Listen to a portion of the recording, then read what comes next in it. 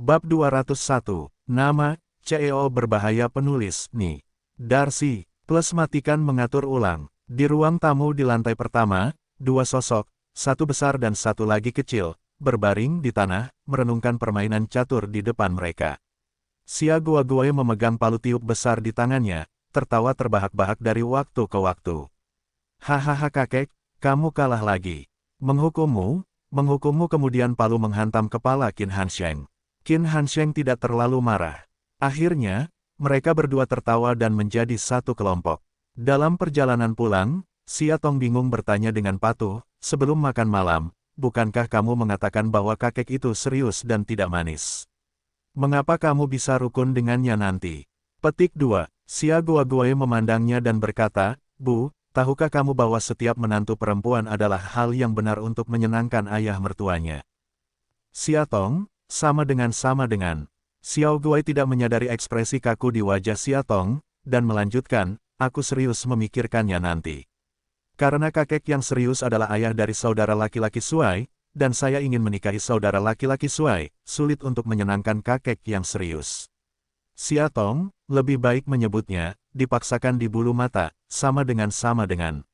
Demi kakakku yang tampan, aku juga ingin serius.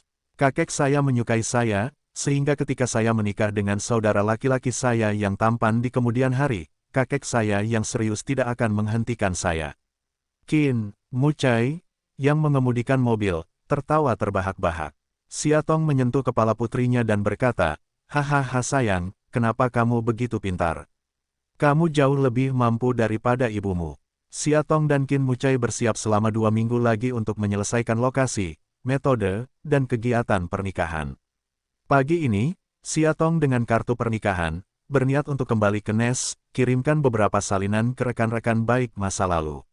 Di kedai kopi rekreasi staf, Mina mengambil undangan pernikahan dan berkata, jelas dikatakan bahwa saya menikah terlebih dahulu, tetapi Anda mendahului saya. Perut Xia Tong fusang, tidak mungkin, perutnya tidak menunggu. Mina menjabat tangannya sambil memegang cangkir kopi dan bertanya dengan penuh minat, ada apa? Lagi, melihat Xia Tong mengangguk, dia tidak bisa menahan diri untuk tidak menghela nafas, Qin banyak, aku sangat cepat, akurat, dan kejam dalam pekerjaannya. Dia bisa mencapai tujuan dalam 1 langkah. Batuk, Xia Tong menyesap susu, hampir tersedak, kamu juga harus berpuasa. Hampir, aku masih punya waktu 1 atau 2 bulan lagi. Kapan kita bisa bertemu untuk makan malam? Saya sudah bertahun-tahun tidak berbicara dengannya. Mina mengangguk, oke, Xiang Yuan selalu ingin bertemu denganmu. Namun, diperkirakan jangka waktu ini tidak akan berhasil. Saya sebenarnya melanggar kontrak ketika saya pensiun. Saya terjerat oleh perusahaan, kalau kontrak sudah jelas, kita akan makan bersama. Tidak apa-apa, saya tidak terburu-buru. Xia Tong terdiam dan berkata, artis The Vault, haruskah mereka sangat serius? Mina mengangguk dan meremas pelipisnya, saya tidak menyangka ini akan menjadi begitu serius. Saya tahu saya seharusnya tidak menandatangani kontrak selama 5 tahun. Jika itu merupakan pelanggaran kontrak, perusahaan tidak akan membiarkannya begitu saja tanpa puluhan kontrak, jutaan dolar dalam bentuk ganti rugi dan biaya hukum. Serius sekali, Xia Tong mendecakkan lidahnya, mungkin kamu bisa pergi ke Gu Haoran dan meminta bantuan. Menurutku dia adalah bos yang masuk akal. Mungkin dia akan melepaskanmu. Mina memandangnya dan tertawa dengan sengaja, apakah menurutmu Gu Haoran adalah seorang dermawan hebat dengan puluhan juta dolar? Jangan lupa, dia adalah seorang pengusaha. Dia hanya mencari keuntungan, tidak peduli seberapa masuk akal, lembut, dan ramahnya dia, ya, mereka semua dengan alasan untuk mendapatkan keuntungan. Sekarang setelah aku pergi, ada baiknya dia tidak memerasku. Bagaimana dia bisa melepaskannya dengan mudah? Dia berhenti sejenak, selain itu, untuk sedikitnya, dia benar-benar ingin melepaskanku, sehingga aku bisa dengan mudah mengakhiri kontrakku tanpa membayar harga apapun. Hanya saja ini permulaan. Di masa depan, mudah bagi artis Nes lain untuk memutuskan kontrak mereka dan berganti pekerjaan. Xia Tong Mikrozeng, saya akan menganggap masalahnya terlalu sederhana. Tapi dia tidak terlalu membuatku malu kali ini. Menurutku itu sebagian karena kamu, kata Mina. Aku, Xia Tong yang memegang sendok tidak berbicara. Apakah kamu benar-benar tidak akan memberitahunya tentang pernikahan itu? Siatong, aku tidak tahu bagaimana mengatakannya. Tidak peduli apa yang terjadi. Ada yang salah dengannya selama periode ini. Setelah jeda, Mina ragu-ragu, tapi akhirnya dia tidak bisa mengatakannya. Berdiri, ke arahnya tangan, selamat pernikahan. Setelah mengirim undangan, Siatong naik lift ke bawah dan bersiap untuk pergi. Berjalan ke pintu, Lamborghini Sua abu-abu perak yang sangat familiar berhenti di gerbang. Pintu pengemudi terbuka dan Gu Haoran berjalan keluar. Pada saat yang sama, wanita seksi dan mempesona lainnya keluar dari co-driver, menempel padanya, memeluk lengannya, dan tertawa lembut. Adegan ini terlalu canggung. Siatong menundukkan kepalanya dan ingin menyelinap pergi. Saat lewat, dia memanggilnya, Siatong. Langkah Siatong terhenti, kepalanya menoleh, dan dia tersenyum. Gu Haoran, sudah lama tidak bertemu. Dia melepaskan tangan si cantik dan menghampirinya. Matanya jernih, mengapa kamu ada di sini hari ini? Siatong tiba-tiba menyadari bahwa dia masih memegang beberapa kartu undangan yang belum selesai di tangannya. Dia buru-buru berbalik dan berkata, tidak apa-apa. Saya baru saja datang untuk berbicara dengan teman-teman lama saya. Tindakan ini terlalu jelas, Gu Haoran akan melihat sekilas tindakan kecilnya. Dia membungkuk dan bertanya, apa yang ada di tanganmu? Tidak ada. Siatong bergegas mundur, tiba-tiba secara tidak sengaja menabrak seseorang, dan undangan itu tersebar di seluruh tanah di tangannya. Maafkan aku. Siatong meminta maaf kepada orang yang dipukul di belakangnya. Kemudian dia membungkuk untuk mengambil undangan itu. Lengan panjangnya tiba-tiba terulur dan mengambil salah satunya. Tidak, Siatong ingin berhenti, tapi sudah terlambat. Gu Haoran membaliknya, wajahnya tetap tidak berubah, tapi suhu di matanya diam-diam membeku. Siatong berdiri di depannya, merasa seperti murid yang telah melakukan kesalahan, sesak dan tidak berdaya. Apakah kamu akan menikah? Setelah beberapa saat, dia menutup undangan tersebut dan bertanya dengan tenang. Siatong mengangguk. Selamat. Dia menyerahkan undangan itu padanya. Siatong menarik kembali undangannya, tapi kata, terima kasih, tidak bisa lagi diucapkan. Si cantik yang sudah lama ditinggalkan menempelkannya. Dia menatap Siatong dengan tatapan permusuhan dan bertanya, Haoran, siapa ini? Seorang karyawan, desainer NES di masa lalu. Dia menjelaskan dengan samar. Oh, suara kecantikan berlarut-larut, mata bermusuhan segera berubah menjadi jijik. Dua orang di depannya benar-benar membuatnya sedikit malu. Siatong berkata, jika tidak ada yang salah, aku pergi dulu. Dengan baik, dia harus, tidak berkata apa-apa lagi, menyeret tangan si cantik, berjalan menuju gedung baru-baru ini, sebuah kota diguyur hujan, terkadang disertai badai salju. Guntur terdengar di sebagian besar langit yang gelap, menutupi seluruh langit. Meski dibalut mantel tebal, Siatong tetap merasa seluruh tubuhnya kesepian dan menggigil. Hujan dan salju terus berlanjut selama lebih dari setengah bulan, dan langit akhirnya cerah. Menjelang hari pernikahan, tanpa diduga diantar pada hari yang cerah. Gaun pengantin klasik Pronovias, desain cross-chest, membuntuti anggun bagaikan awan putih. Gayanya sederhana dan elegan, dengan fokus pada jahitan tangan yang indah, perasaan romantis yang puitis dan indah. Siatong sangat puas dengan gaun pengantin yang dipilih oleh Qin Mucai. Lalu ada rambut panjang, riasan, seluruh prosesnya tidak membosankan. Ada orang spesial di sampingnya untuk mengobrol dengan Siatong. Saya harus mengatakan bahwa dia sangat perhatian. Pernikahan akan dilangsungkan di sebuah gereja di pinggiran kota. Memang tidak besar, tapi Siatong sangat menyukainya. Saat ini, menghadap cermin rias, pikiran Siatong sedang kacau. Lagi pula, ini pertama kalinya menikah. Mengatakan Anda tidak gugup adalah hal yang salah. Sedemikian rupa sehingga seseorang meneleponnya dan dia tidak menemukannya. Baru setelah pria itu menelepon untuk ketiga kalinya, dia kembali sadar, apa? Nona Xia, limusinnya sudah datang. Sudah waktunya kita berangkat, kata penata rias itu sambil tersenyum. Oh, Siatong bangkit. Tanpa diduga, dia terlalu bingung. Sepatu hak tingginya tidak sengaja menginjak roknya, dan dia hampir tersandung. Untungnya, dia ditahan oleh pelayan di sampingnya. Ada banyak tawa pecah di sekelilingnya. Siatong merasa malu dan berkata, terima kasih. Kemudian, sekelompok orang berjalan ke bawah dan menaiki limusin yang sudah lama menunggu di bawah. Mobil itu melaju di jalan selama lebih dari 1 jam dan melaju dengan kecepatan tinggi. Tadi malam hampir tengah malam, jadi Siatong tampak sedikit lelah. Dia berencana untuk menyipitkan mata sebentar di waktu luangnya. Saat dia bersandar di bahu pengiring pengantin dan mengantuk, sebuah suara datang dari sisinya. Mobil berhenti. Tubuhnya juga terlempar keluar karena kelembaman. Siatong memegangi kepala yang terkena pukulan itu, dan mau tidak mau mengeluh dengan suara rendah. Apa yang terjadi? Nona Xia, ada kemacetan di depan. Jawab pengemudi itu. Siatong menggosok keningnya dan duduk. Sebelum dia bisa melihat dengan jelas, pintu di sampingnya tiba-tiba terbuka. Seorang pengiring pengantin berteriak, "Tuan muda, apa yang kamu lakukan?"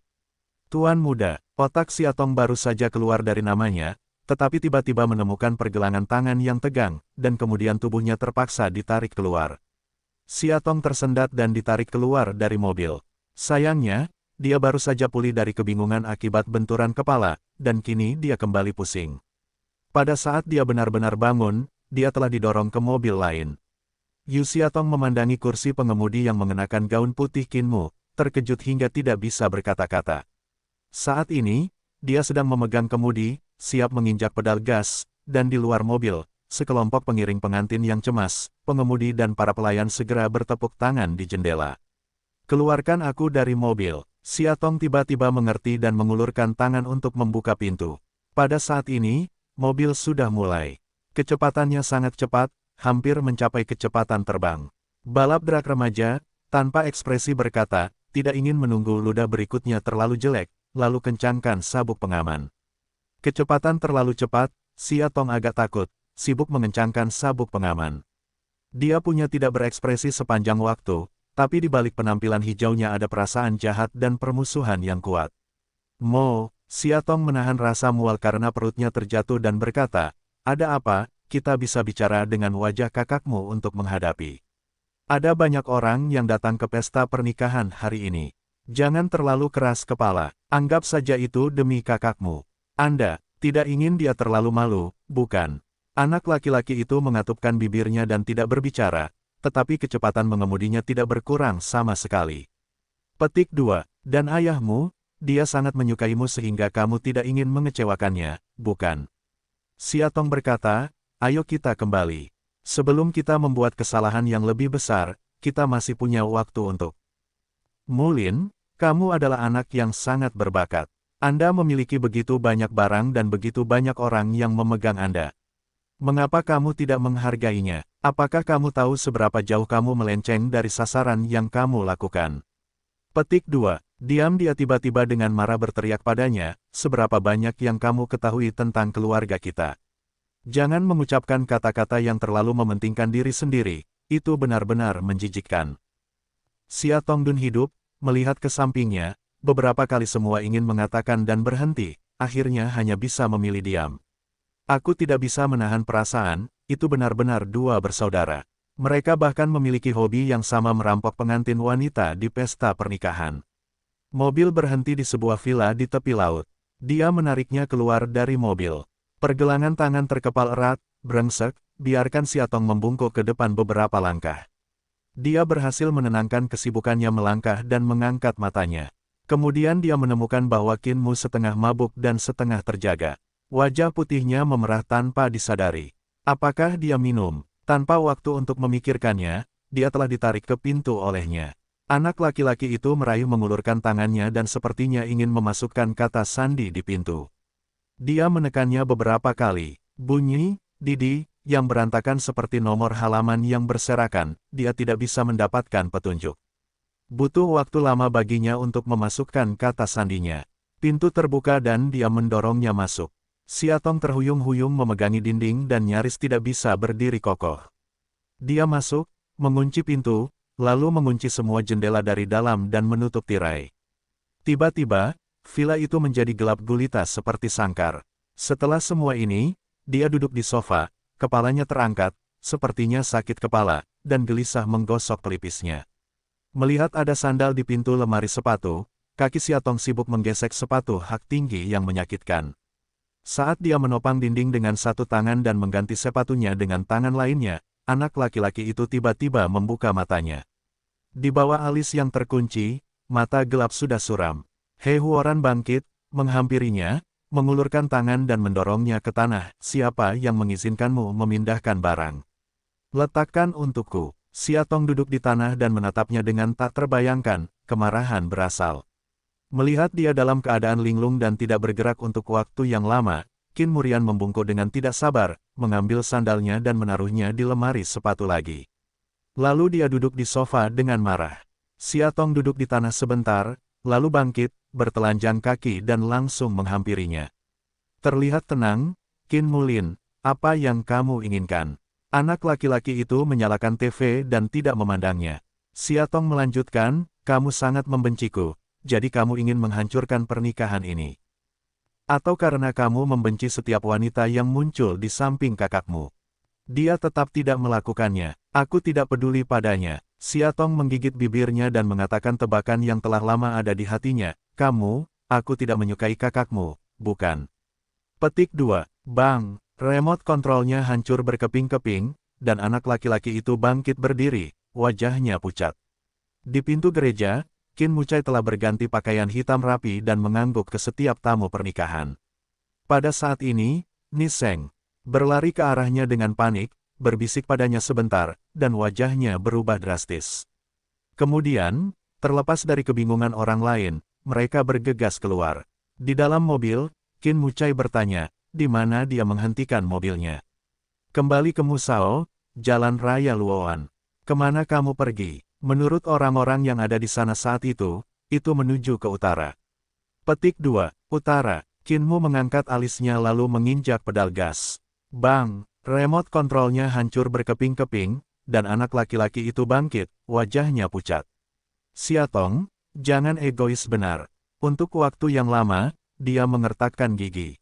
Apakah kamu panik? Siatong berkata sambil tersenyum, apa yang ingin kamu tutupi, Qinmu? Atau apakah saya menyodok kelemahan Anda? Dia melangkah maju, meraih lehernya dan mendorongnya ke dinding di belakangnya. Siatong, sudah kubilang, bahkan jika kakakku berdiri di depanku sekarang, aku bisa mencekikmu dengan satu tangan. Petik 2. Karena disinilah ibumu dulu tinggal, kamu tidak bisa membunuhku di sini, katanya. Dalam hal tingkat kepedulian yang baru saja dia berikan pada sepasang sandal itu, cangkir dan piring di sini sangat penting kepadanya. Selain bekas kediaman ibunya, Siatong tidak dapat menemukan alasan kedua. Qinmu tertegun, dan matanya yang terbakar berputar-putar dari wajahnya. Akhirnya, menatapnya, matanya menjadi sekelompok merah darah, hanya untuk melihat pikiran orang-orang ketakutan. Setelah beberapa saat, dia akhirnya melepaskannya dan pergi ke TV. Ada CD drive yang jelas sudah tua. Yang mengejutkan Siatong, dia sedang menonton kartun robot kucing. Anak laki-laki itu duduk di tanah dengan lutut di lengan, dengan rambut hitam segar seperti kayu eboni dan kemeja bersih. Duduk dengan tenang saat ini, dia sangat berbeda dengan anak laki-laki galak yang selalu sengaja mengambil barang. Cahaya dan bayangan menyilaukan, dan wajahnya agak tidak yakin. Kamu, Siatong merasa semua yang ada di depannya lucu, tapi dia tidak bisa tertawa. Samar-samar, dia sepertinya merasa telah memasuki dunia yang tidak pasti. Semuanya di sini sangat berantakan sehingga dia tidak tahu harus berbuat apa. Ayo duduk, Qin Mubi menunjuk ke posisi di sekitarnya. Siatong berjalan mendekat dan duduk. Waktu, jarak, udara, cahaya di bawah segalanya, semuanya terpenjara. Jeda antara menit dan detik, segalanya menjadi gelap dan memudar. Ia sangat serius dalam menonton, episode demi episode, tak kenal lelah, dari waktu ke waktu dengan alur cerita yang tersenyum, ringan, namun bersih hingga mengharukan. Sejenak, Siatong bahkan merasa hati pemuda itu selalu tertutup. Tidak ada yang bisa menebak apa yang dia pikirkan, apa yang dia lakukan, apa yang dia butuhkan. Semua perawatan seolah-olah begitu dekat dengannya, tentakel tersedia, tapi anehnya mengerikan. Sore berlalu dengan cepat. Setelah menonton satu disk, dia bangkit dan pergi untuk mengganti disk lainnya. Saat ini, Siatong mendengar suara pintu ruang tamu terkunci, dia berdiri. Ketika pintu terbuka, sekelompok orang masuk, dipimpin oleh Qin Mucai, yang jelas-jelas tidak senang. Dia melangkah menuju Siatong, memegang tangannya dan menahannya di belakangnya. Lalu dia menamparkan wajah Qin Mubi di depannya. Anak laki-laki itu membeku di tempatnya. Kamu sangat kecewa padaku. Dia selesai berkata, lalu menarik Siatong, roh itu bergegas keluar dari gerbang. Di dalam mobil, Qin Mucai memeriksa seluruh tubuhnya, apakah dia melakukan sesuatu padamu? Siatong menggelengkan kepalanya, tidak. Dia masih gelisah, benarkah? Dengan baik, Siatong mengangguk, Mulin hanya pemarah, hanya mempermainkanku. Jangan terlalu menyalahkan dia, kami hanya duduk dan menonton CD di sore hari, dan dia tidak melakukan apapun padaku, sedikit merendahkan hatinya, kamu. Tidak tahu, itu hanya membuatku takut. Anak itu selalu nakal dan acuh tak acuh. Aku tidak tahu mengapa ayahku selalu memanjakannya. Aku tidak mau peduli tentang dia sejak lama. Dia mengemudi sambil menggelengkan kepalanya, seolah tak berdaya. Kepala samping Siatong, melihat keluar jendela terus melewati pemandangan. Namun otak selalu tertuju pada pemandangan villa di sore hari, sosok kurus dan langsing, duduk sendirian, mata tenang, seolah tak ada emosi, keheningan. Tampaknya berada dalam kegelapan tanpa batas, mengembara sendirian, tidak dapat menemukan jalan keluar. Siatong tidak dapat menahan diri untuk bertanya, bagaimana ibu Qinmu meninggal? Dia memandangnya, mengapa kamu tiba-tiba berpikir untuk menanyakan hal ini? Dia meraih tangannya dan berkata dengan lemah, lepaskan dia dari masa lalu. Banyak hal yang tidak dapat dijelaskan dalam beberapa kata. Siatong menundukkan kepalanya, sebenarnya, menurutku dia sepertinya punya sesuatu yang tersembunyi di hatinya. Kamu, sebagai saudara, harus menjaganya dengan baik. Dia tertawa dan memelintir wajahnya, aku tahu. Kamu harus lebih peduli pada suamiku di masa depan. Aku akan cemburu jika aku selalu peduli dengan urusan orang lain.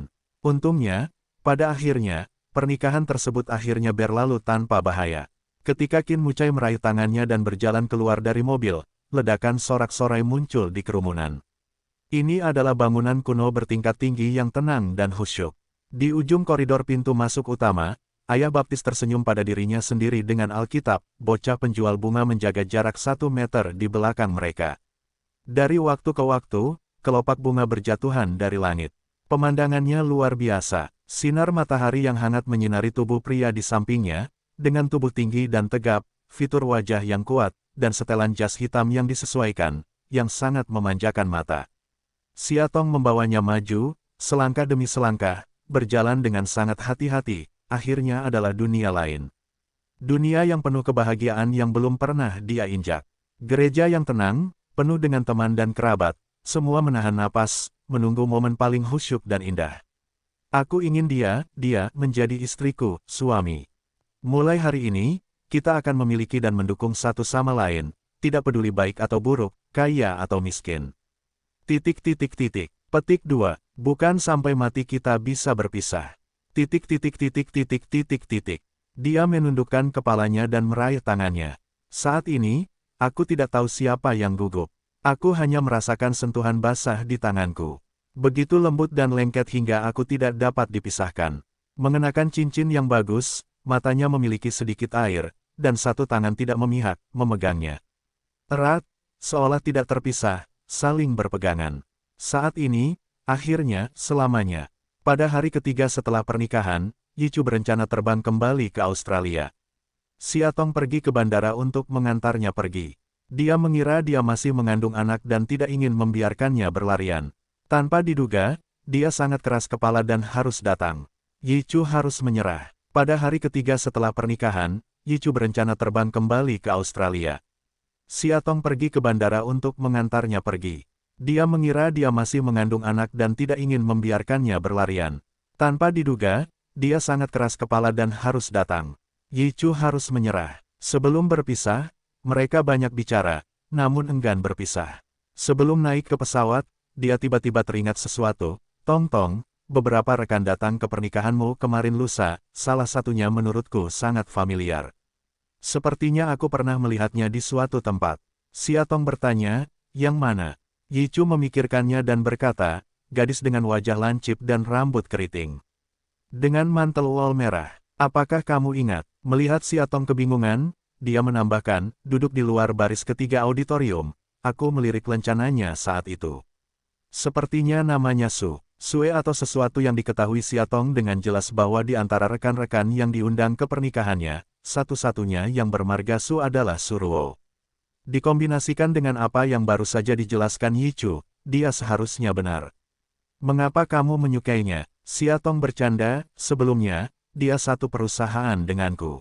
Mungkin kamu pernah bertemu dengannya. Itu sebabnya aku terlihat familiar. Tidak? Yichu menggelengkan kepalanya, seharusnya aku tidak melihatnya, tapi aku sudah melihat fotonya ketika aku berada di Australia. Australia, Siatong aneh, kamu tidak salah ingat. Riwayat hidup Suruo, yang dia lihat, adalah pengalaman yang sangat biasa. Dari sekolah dasar hingga universitas, dia pergi ke Tiongkok sepanjang waktu, cara. Begitu dia lulus dari universitas, dia masuk NES. Bagaimana dia bisa memiliki foto di Australia? Yichu tampaknya ragu-ragu, saya kira tidak. Aku ingat benar-benar melihatnya di sana. Setelah memikirkannya, dia tertawa lagi, mungkin aku sudah tua dan aku bingung mengingat sesuatu. Siapa yang tua? Siatong menepuk dadanya sambil tersenyum, Yi Suechang, kamu sedang dalam masa prima. Mengapa kamu mengatakan hal-hal kuno seperti itu? Dia menyerahkan barang bawaannya kepadanya, baiklah. Cepatlah naik ke pesawat, hati-hati jangan sampai melewatkan waktu. Bagus. Dia mengambil barang bawaannya dan berkata, saat anak itu sedang bulan purnama, harap ingat untuk membiarkannya, aku tahu. Oke, Siatong melambai padanya sambil tersenyum. Ketika aku kembali ke Villa Huyuan, saat itu sudah jam 7 malam.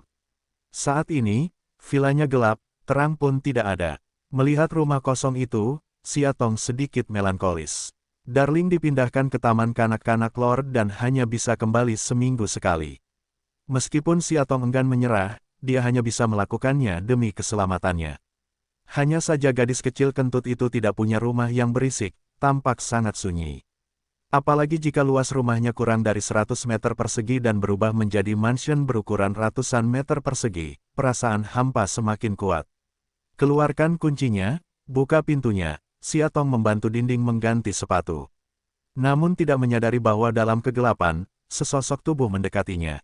Tangannya melingkari pinggangnya, kepala pria itu di bahunya, agak kaku, kenapa pulang terlambat? Siatong terkejut, ketika dia mengetahui bahwa itu adalah Qin Mucai. Dia santai, saya akan kembali ke Australia. Saya hanya pergi mengantarnya. Saya akan terbang pada jam 5. Dia lagi. Suara pria itu menjadi lebih membosankan, apakah kamu begitu peduli padanya? Jenis cuka apa yang ada di sana? Siatong berbalik dan mendorongnya, apakah kamu sudah makan? Tidak, dia tidak hanya tidak menyerah setengah poin, tapi dia lebih lelah untuk maju. Dia meletakkan separuh wanita itu di depannya dan mengganggunya, aku lapar. Aku akan memasak untukmu. Jangan. Dia menggigit dagunya dan berkata dengan samar, kamu memberiku makan. Hentikan. Siatong merasa gatal karenanya, dan mau tidak mau mendorongnya. Tanpa diduga, dia hanya menggendongnya di rak sepatu di pintu masuk. Membungkuk, setengah berlutut di tanah, lidahnya bergerak di telinga putih halusnya. Jangan. Siatong secara naluriah menolak dadanya, tapi dia tidak bisa memberikan kekuatan apapun. Saya hanya merasa seluruh sel di tubuh saya telah dikosongkan dan menjadi lunak. Tetapi suatu alasan dalam benaknya mengatakan kepadanya bahwa dia tidak dapat melakukannya sekarang. Dia tersentak dan mendorongnya menjauh.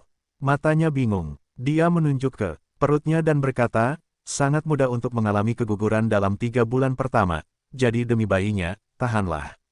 Dia menyalakan lampu, mengangkatnya dan membaringkannya di sofa. Pada saat yang sama, seluruh tubuhnya ditutupi, jangan khawatir, aku tidak akan menyentuhmu. Tapi tidak mudah untuk menikah. Biarkan aku menikmati kesejahteraan. Suaranya perlahan turun, suaranya sangat serak, tapi itu memiliki semacam sihir yang menyihir. Pikiran Siatong melayang, dan dia tidak mengerti apa yang dia katakan. Dia hanya memberikan jawaban. Mata Siatong melemah, dan dia mulai menyesal karena dia menyetujuinya. Wajah Siatong adalah merah, dan dia tidak bisa mendorongnya menjauh, jadi dia terpaksa meringkuk di pelukannya. Suhu di udara meningkat selangkah demi selangkah. Baru-baru ini, semua berita di surat kabar adalah tentang penghentian Mina dan Nes. Ada berbagai macam rumor. Dikatakan bahwa Mina tidak tahu bagaimana membalas kebaikannya. Setelah Nes membuatnya populer, dia merasa tersanjung dan sombong. Dia tidak hanya sering absen dari rapat perusahaan, tapi juga terlibat dalam pekerjaan secara pribadi, yang membuat perusahaan marah dan ingin menyembunyikannya selamanya. Yang lain mengatakan bahwa Mina berani menantang Ness dengan cara ini hanya karena dukungan orang kaya misterius. Juga mengatakan bahwa Mina mungkin dilarang setelah pemutusan kontraknya dengan raksasa hiburan Ness. Saya khawatir ini tidak akan pernah terjadi lagi. Siatong hanya bisa menggelengkan kepalanya saat melihat berita. Ada terlalu banyak hal di dunia hiburan. Orang luar hanya ingin sibuk dalam kabut. Hanya pihak-pihak yang benar-benar memahami kebenaran dan kegetiran saja yang terlibat. Apakah Anda ingin minum sesuatu, Nyonya? Gadis itu berlari-berlari dan bertanya. Bawakan aku secangkir teh panas, kata Siatong. Karena dia tidak suka ada orang yang berlebihan di keluarganya. Qin Muzi memecat sebagian besar pelayan setelah dia menikah. Namun, akhir-akhir ini Siatong menganggur untuk membesarkan bayinya di rumah. Qin Mucai takut akan ketidaknyamanannya, jadi dia memilih gadis pintar dari Villa Zuo Fengshan untuk merawatnya. Namanya Rong Ranran. Gadis kecil itu baru berusia 17 atau 18 tahun. Dia sangat lincah dan penasaran. Melihat koran di atas meja teh, dia tidak bisa menahan diri untuk tidak melihatnya. Ah! Ternyata itu Mina. Oh, apakah kamu menyukainya? Tanya Siatong. Gadis kecil itu mengangguk, dia memiliki sosok yang bagus. Banyak pakaian terkenal yang dikenakan padanya dengan sangat elegan. Terlebih lagi, orang-orang terlihat jujur, mereka tidak tahu cara berbicara, dan mereka tidak tahu cara memandang orang. Tapi kepribadian lurus seperti inilah yang paling cocok untukku. Gadis kecil itu melihatnya, tetapi tidak bisa menahan diri untuk tidak menghela nafas. Sayang sekali, tapi sekarang sudah diberitakan seperti ini oleh media. Kamu tidak percaya apa kata surat kabar? Ranran mengangguk, tentu saja, berita itu palsu. Dengan sifat arogan kakak Mina, bagaimana mungkin ada pria kaya di belakangnya? Bukannya pihak agensi enggan merilis kabar artis-artis yang berada di bawah naungannya telah memutuskan kontrak. Petik 2, dan aku mendengarnya. Terungkap bahwa kakak Mina diam-diam pergi ke Korea untuk operasi plastik sebelum dia menjadi populer di Ness. Sekarang banyak netizen di internet yang senang membandingkan foto-foto lama kakak Mina. Kataku orang-orang ini membosankan. Operasi plastik hanyalah masalah bayangan, meskipun saudara perempuan Mina benar-benar memiliki wajah yang utuh, bagaimana caranya? Orang-orang menghabiskan uang mereka sendiri untuk membuat wajah mereka terlihat lebih baik.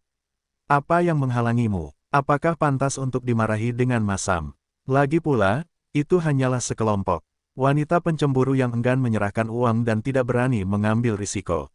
Ketika mereka melihat kecantikan orang lain dan merasa tidak seimbang, mereka mulai mencari-cari kesalahan satu sama lain.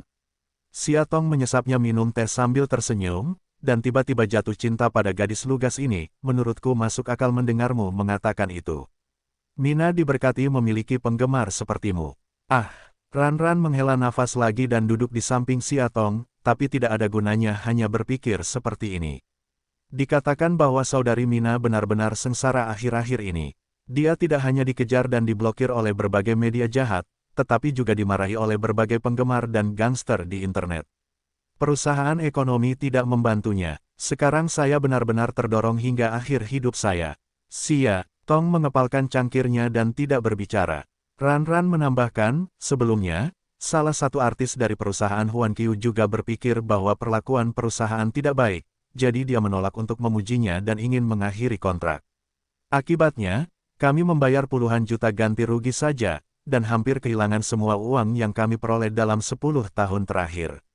Saya pikir akan ada peluang lebih baik setelah pemutusan kontrak. Siapa tahu, dia dilarang masuk cold storage.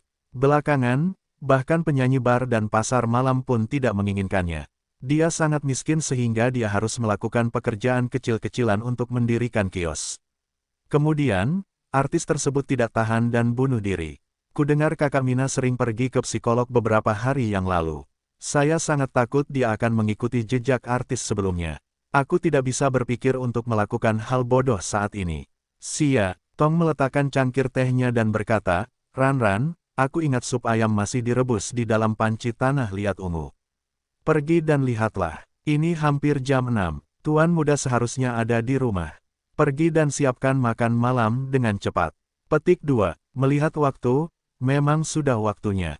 Elan segera berdiri dan berkata, baiklah Bu, saya akan bersiap-siap dulu. Seseorang yang duduk di sofa, memikirkan apa yang baru saja dikatakan Ran, Xia Tong tidak bisa tidak mengkhawatirkannya. Sebelumnya, dia mengira pemutusan kontrak dengan perusahaan pialang hanyalah masalah kecil yang bisa dia selesaikan dengan membayar sejumlah ganti rugi. Nah, menurut perkembangan ini sungguh rumit dan merepotkan. Saya khawatir Xia Wanlin tidak hanya akan menanggung tekanan ekonomi yang besar, tetapi juga menghadapi tekanan spiritual yang rumit. Xia Tong duduk di sofa sebentar, tetapi akhirnya dia tidak bisa menahan diri dan menelepon Mina. Setelah bunyi bip, terdengar suara wanita aneh lainnya. "Halo, saya asisten Mina. Ada yang bisa saya bantu?" "Yah, aku ada hubungannya dengan Mina. Apakah dia merasa nyaman sekarang?" "Mina sedang sibuk sekarang. Silakan tinggalkan namamu. Aku akan membiarkan dia meneleponmu kembali nanti. Namaku Xia Tong. Jika kamu memberitahunya, dia akan tahu." Menutup telepon, Xia Tong berbalik, tetapi hanya melihat wajahnya saja, dia terkejut. Saya tidak tahu kapan, Qin Mucai sudah datang ke tubuhnya, menundukkan kepalanya, membuka ikatan kancing lengan bajunya, dan berkata dengan santai, "Ada apa? Kamu kehilangan akal. Aku baru saja meneleponmu, tapi aku tidak mendengarmu." Xia Tong bangkit dan melepas jasnya untuknya. "Aku baru saja menelepon. Siapa tahu kamu tiba-tiba keluar dan membuatku takut." Dia memeluknya, "Siapa yang begitu menarik sehingga kamu bahkan tidak peduli melihatku datang?" Xia Tong tersipu, "Siapa yang ingin bertemu denganmu?" Dia setengah berlutut, menoleh dan menempelkan telinganya ke perutnya. "Sayang, ayah datang. Ibumu tidak mau menemuiku, kan?" Xia Tong merasa sedikit gatal padanya, dan mau tidak mau mendorongnya, kurang serius. Saat ini, Ran keluar dari dapur dan melihat dua orang seperti ini. Segera membenamkan kepalanya dan berkata, "Nona muda, makanlah." Melihat Xia Tong malu, dia hanya tersenyum dan melepaskannya sambil memegang tangannya ke arah meja makan. Dalam perjalanan makan malam, dia terus memetik sayuran untuknya. "Kemudian kita membicarakan rencana perusahaan untuk meluncurkan rangkaian jam tangan mewah wanita dalam waktu dekat setelah akuisisi perusahaan jam tangan daun." Xia Tong mendengarkan dengan acuh tak acuh, tapi mau tak mau dia memikirkan masalah itu di sore hari, agak linglung. Melihat suasana hatinya sedang baik, Xia Tong tiba-tiba berkata, "Baru saja, aku sedang menelepon Xia Wanlin." Dia tersenyum lama sekali, lalu menjawab seperti jawaban, "Baiklah."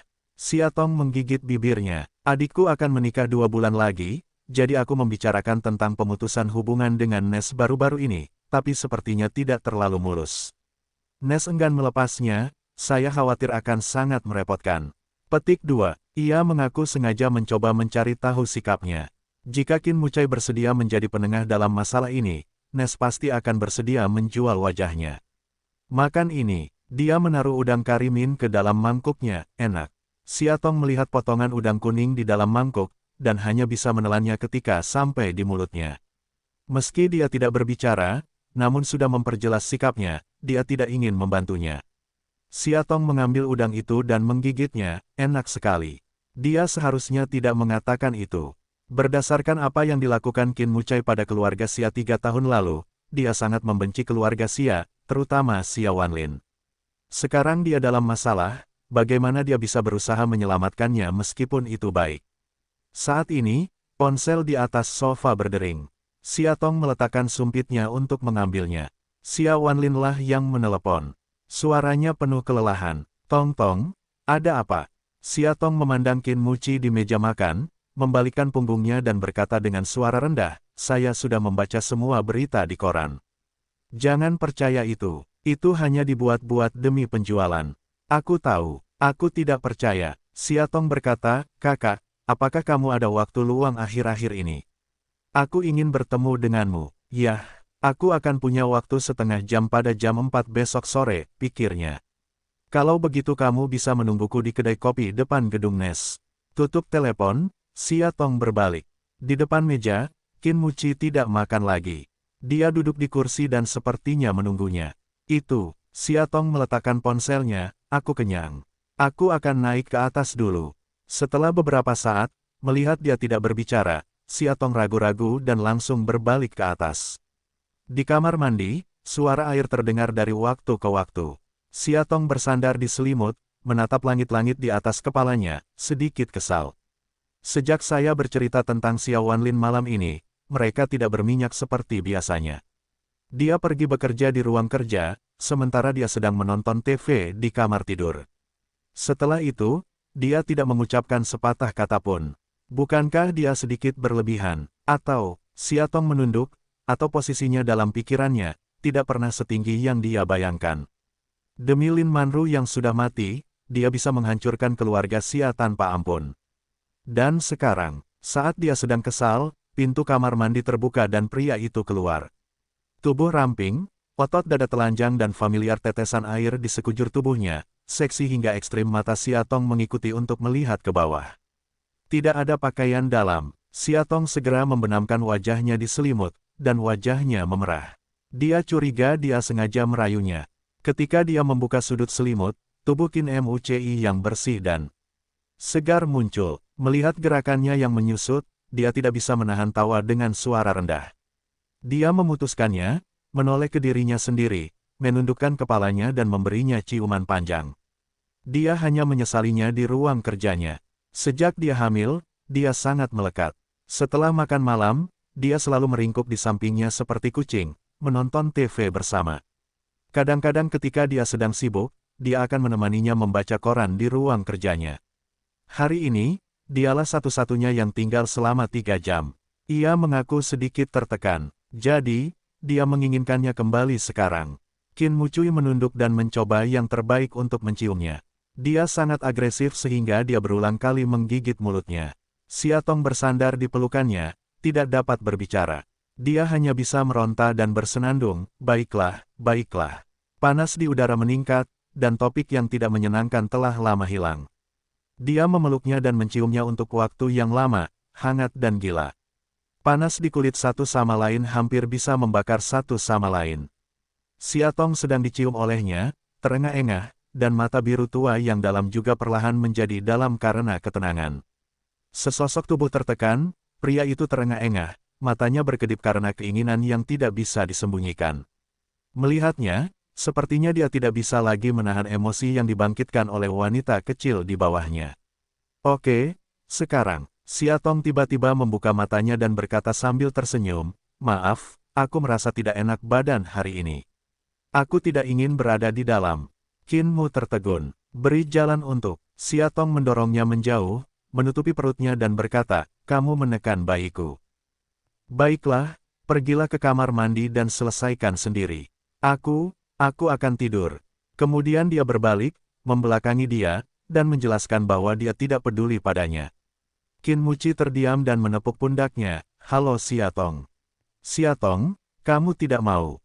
Suara pria itu serak dan nadanya jelas lembut. Xiaotong terus berpura-pura mati. Sekarang dia hamil, dia tidak takut padanya. Yah, dia sengaja menggodanya secara emosional, dan kemudian, mencekiknya. Siapa yang menelepon hanya makan malam. Ketika dia menyebut Xia Wanlin, dia mempermainkannya. Sekarang adalah pembalasan. Xiaotong, suaranya tenggelam, tampak tidak senang. Ho ho ho, dengkuran seorang wanita membuat hatinya hancur. Pria itu akhirnya melepaskan tangannya dan membuka selimutnya dengan kesal. Dentang, orang yang mendobrak pintu kamar mandi di belakangnya ketakutan. Hujan terdengar lagi. Pukul 3.30 sore, Xiaotong datang ke kafe yang dikatakan Mina kemarin. Sambil minum susu panas, sambil membalik majalah di tangan, menunggu dengan sabar. Tinggal menunggu majalah menoleh ke kepala, tapi tetap tidak menunggu orangnya datang. Xiaotong melihat arlojinya, saat ini sudah jam 3:30 dan sudah melewati waktu yang ditentukan. Dia mengeluarkan ponselnya, memikirkannya dan meletakkannya. Kali ini dia harusnya sibuk pusing, sebaiknya dia tidak mengganggunya. Setelah memikirkannya, dia mengambil majalah hiburan lain dari meja sebelah dan membukanya. Saat Anda membuka halaman tengah, jeda. Judul halaman itu adalah, Hutang Bunga Persik dari Saodong yang romantis, tetapi konten di bawah judulnya adalah tentang Gu Haoran. Tanggal membaca majalah ini lebih dari setengah tahun yang lalu. Saat itu, Gu Haoran tampak seperti playboy sejati. Xiaotong mengaku dirinya tidak hanya vulgar tapi juga suka bergosip, sehingga ia terlihat sangat tertarik. Ketika saya melihat seorang wanita kaya pernah mengejarnya dan ditolak, saya mencoba menelan obat tidur untuk bunuh diri. Akhirnya, saya tidak bisa menahan tawa. hanya menunjukkan senyuman, namun, tiba-tiba menyadari bahwa saya tidak tahu kapan harus berdiri di depan seseorang. Siatong mengira itu Mina, dan mengangkat kepalanya sambil tersenyum. Namun saat dia melihat orang itu, senyumannya langsung berubah menjadi kedutan kaku. Gu Haoran, itu dia. Siatong berdiri dengan bingung, kamu. Dia tidak tahu kapan dia datang, sudah berapa lama dia berdiri, apalagi dia. Majalah. Siatong tiba-tiba menyadari benda terkutuk itu dan mengulurkan tangan untuk menutupnya dan menghancurkan barang bukti. Tapi dia mengangkatnya terlebih dahulu dan melihatnya tanpa ekspresi. Siatong berdiri miring, wajahnya memerah. Setelah melihatnya sebentar, dia menutupnya, dan tidak ada emosi di wajahnya. Tanpa persetujuannya, dia secara spontan duduk di hadapannya. Segera seorang pelayan datang. Kopi hitam boleh saja, katanya. Begitu pelayan pergi, udara tiba-tiba membeku. Emosi yang disebut rasa malu menyebar kemana-mana. Siatong mengambil cangkir di depannya dan menyesapnya. Melihat gerakannya, Gu Haoran mengerutkan kening. Apakah kamu tidak hamil? Mengapa minum kopi? Apakah kin sangat? Aku tidak peduli padamu. Dan tanpa menunggu dia menjawab, dia mengeluarkan cangkir di tangannya. Yah, itu susu. Siatong menjelaskan. Pria itu melihat setengah cangkir kecil cairan susu dan meletakkannya. Saya tahu. Siatong, kamu tahu P. Pelayan mengantarkan kopi hitam, yang menghilangkan rasa malu di antara mereka. Gu Haoran menyesapnya dan bertanya, menunggu seseorang. Tidak ada cangkir untuk diambil, Siatong harus meletakkan tangannya di atas kakinya dan mengangguk baiklah. Setelah terdiam beberapa saat, dia berkata, aku sedang menunggu adikku. Saudari, Gu Haoran bingung. Mina, itu Xia Wanlin, adalah saudara tiriku. Kata Siatong sambil hati-hati melihat ekspresi wajahnya. Dia sedikit terkejut, saya belum pernah mendengar Anda menyebutkannya sebelumnya. Saya selalu berpikir Anda memiliki hubungan terbaik dengannya di perusahaan. Saya tidak menyangka ada lapisan seperti itu di tengahnya. Siatong seharusnya, tangan di bawah tubuhnya tidak secara sadar mengepal. Jika kita ingin menyelesaikan masalah Mina saat ini, niscaya orang di depan kita adalah pilihan terbaik.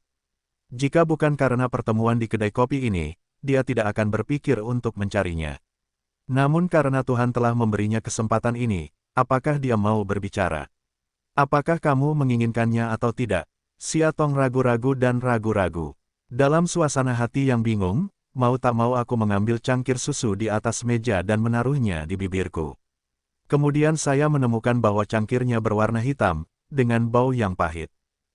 Dia sepertinya, kamu salah. Siatong menjadi panik dan berkata sambil tersenyum, maaf. Dia menggelengkan kepalanya dengan sopan untuk menunjukkan bahwa dia tidak keberatan. Tersenyumlah, tapi terasing. Ini menunjukkan ketidakpedulian ribuan mil jauhnya. Dia sudah lama kehilangan antusiasmenya terhadapnya. Memikirkan penolakan jelas Qin Mucai tadi malam, Siatong berpikir jika kamu mati, kamu harus mencobanya. Kalau tidak, malam ini, dia akan terombang-ambing. Gu Haoran, dia berkata, tentang pemutusan hubungan kerja saudara perempuanku, bisakah kamu memberinya kebebasan? Dia benar-benar tidak bermaksud memutuskan kontrak dengan perusahaan, hanya, apakah kamu memohon padaku? Dia memotongnya sambil tersenyum. Siatong sedikit terkejut, lalu menunduk, ya. Aku mohon kamu menjaga Haoran dan melepaskan adikku. Waktu terhenti setengah detik, sekelilingnya menjadi sunyi seperti film bisu. Dalam keheningan singkat ini, dia bisa merasakan bahwa matanya tertuju padanya. Siatong tiba-tiba merasa tidak suka pada dirinya sendiri saat melarikan diri, hanya mengangkat kepalanya dan menatap lurus ke arahnya. Dia tertawa, ya, apa, kejutan yang datang terlalu cepat dan terlalu sederhana, hampir membuat Siatong tidak bisa mempercayai telinganya. Gu Haoran, mengulangi, adikmu baik-baik saja. Saya akan mengadakan konferensi pers besok untuk menunjukkan bahwa Nes ingin mengakhiri kontrak secara sepihak. Dia tidak hanya perlu membayar ganti rugi, dia juga akan mendapatkan kompensasi tambahan. Menatapnya, terdiam. Gu Haoran melihat arlojinya dan bangkit, baiklah, ada hal lain yang harus kulakukan, jadi aku pergi dulu.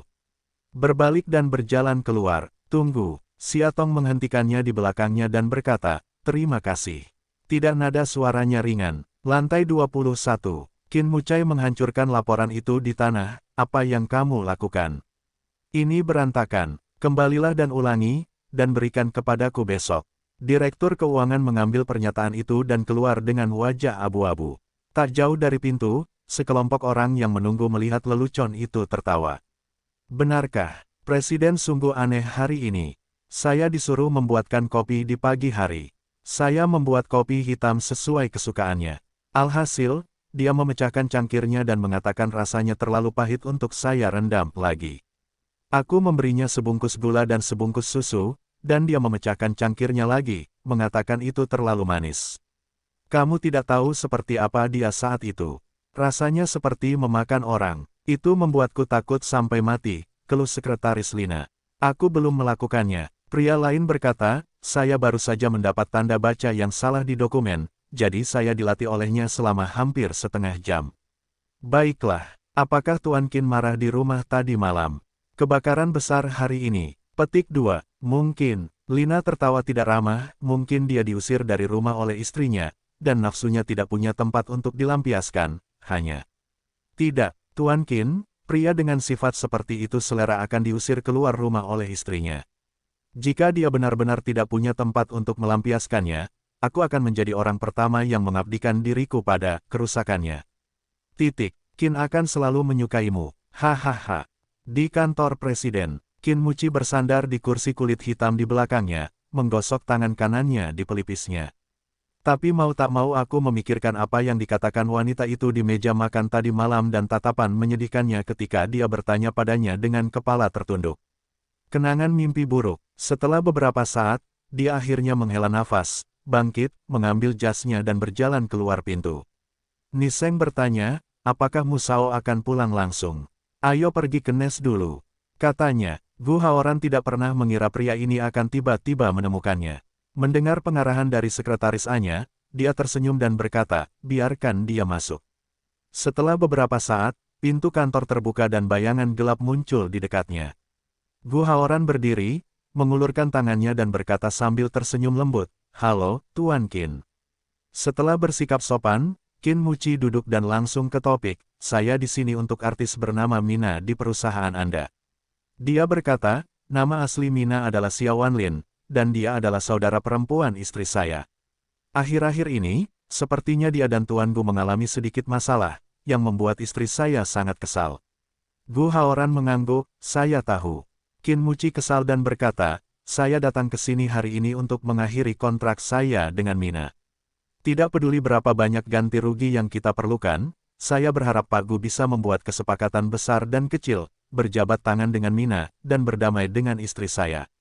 Petik 2. Gu Haoran berkata, tidak perlu ganti rugi. Jeda, tersenyum karena hari ini, istri Anda telah datang kepada saya, dan saya juga berjanji kepadanya bahwa Nes secara sepihak mengusulkan untuk mengakhiri kontrak, Mina tidak memerlukan ganti rugi apapun. Mendengar ini, mata Qin Muci tiba-tiba menjadi dingin. Siatong datang menemuinya. Kenapa dia tidak tahu? Setelah beberapa saat, dia berdiri dengan ekspresi kaku, terima kasih, begitu. Villa Taman Danau, Siatong mengenakan celemek, sibuk keluar masuk dapur. Ran-Ran bersandar di pintu dan bertanya dengan rasa ingin tahu, Nyonya, apa yang kamu lakukan? Suasana hatiku sedang bagus hari ini. Aku baru saja mempelajarinya. Aku akan mencobanya untukmu nanti. Bagus. Ran-Ran dengan bersemangat menghampiri dan mencium, sangat harum. Saat itu, pintu villa terbuka dan Qin Mucai masuk. Tuan muda sudah kembali. Ran berlari untuk membantu Qin Mucai memakai sandalnya. Dia mengambil alih dan memakainya, tanpa ekspresi di wajahnya, dingin dan diam. Siatong menunjukkan wajahnya dari dapur dan bertanya sambil tersenyum, apakah kamu lapar? Makanannya akan segera siap. Saya punya makanan tambahan khusus hari ini. Lantai 2 tanpa memandangnya. Aku tidak punya banyak nafsu makan. Kamu boleh makan dulu. Siatong berdiri di dekat pintu, bingung, memegang spatula. Apakah dia memindahkan arang hari ini? Wajahnya sangat hitam. Setengah jam kemudian, Siatong duduk di meja makan dan makan sembarangan. Ran-Ran berdiri di sampingnya, mengeluarkan air liur hingga air liurnya keluar. Saat ini, tuan muda tidak nafsu makan, dan istrinya sepertinya tidak nafsu makan.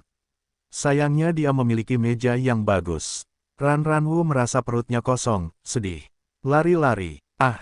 Segera berdiri tegak, apa yang bisa saya bantu, Nyonya? Siatong menunjuk ke kursi di sampingnya dan berkata, duduk dan makanlah. Rong Ranran menggosok kaki kirinya dengan kaki kanannya. Dia berada dalam dilema, seberapa enak itu. Tapi dia menatap piring di atas meja.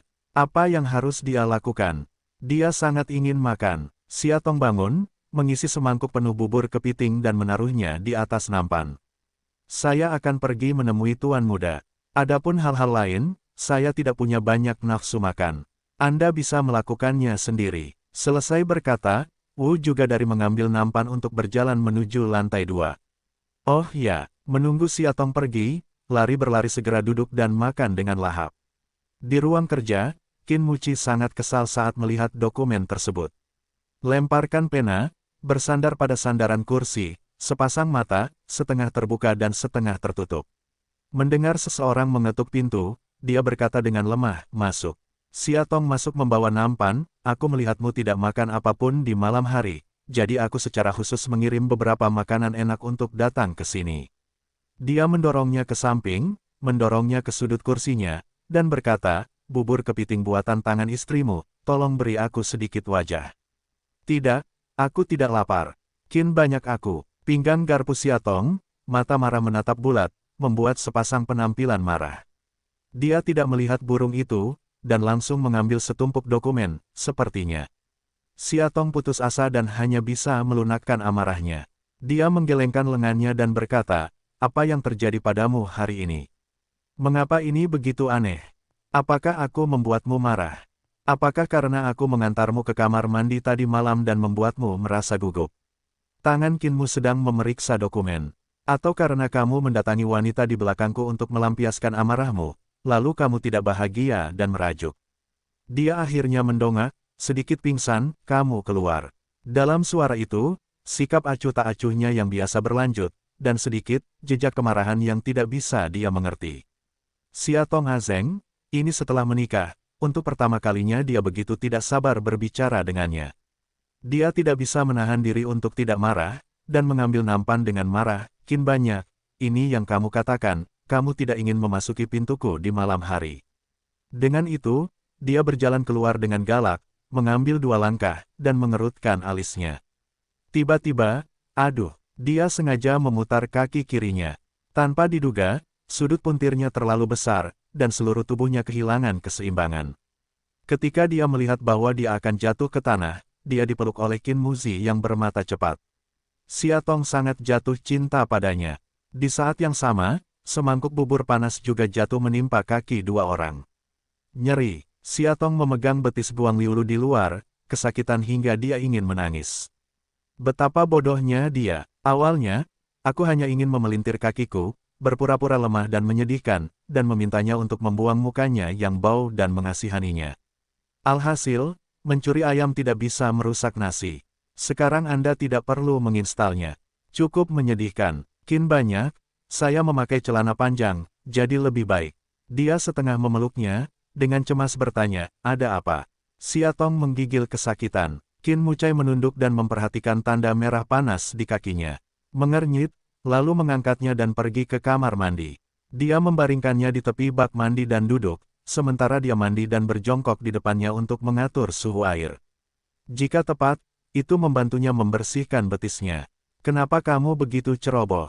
Suaranya masih agak kaku, karena aku tahu aku hamil. Ada beberapa hal yang bisa diberikan kepada Rana, kenapa aku harus melakukannya sendiri?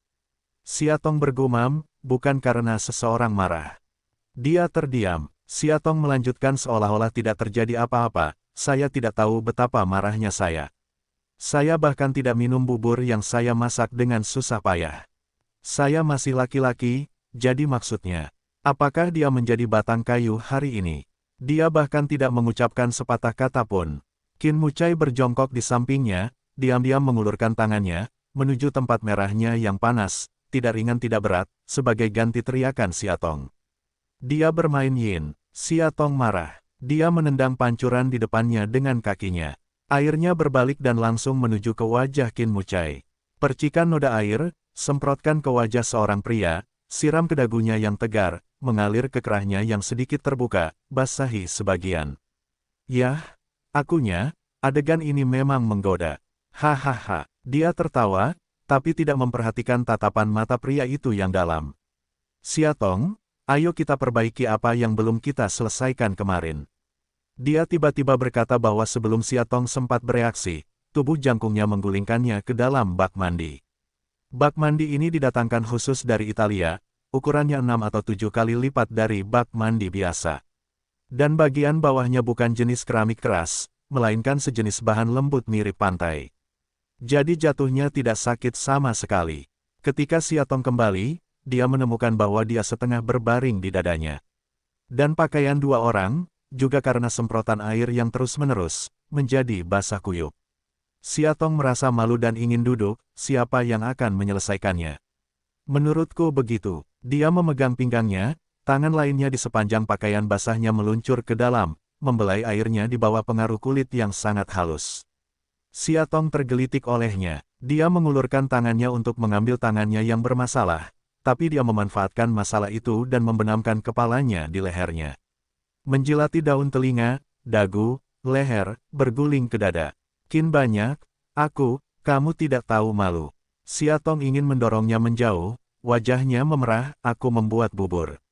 Kamu bilang aku tidak punya nafsu makan, tapi sekarang aku punya nafsu makan. Aku tidak akan membiarkanmu sukses.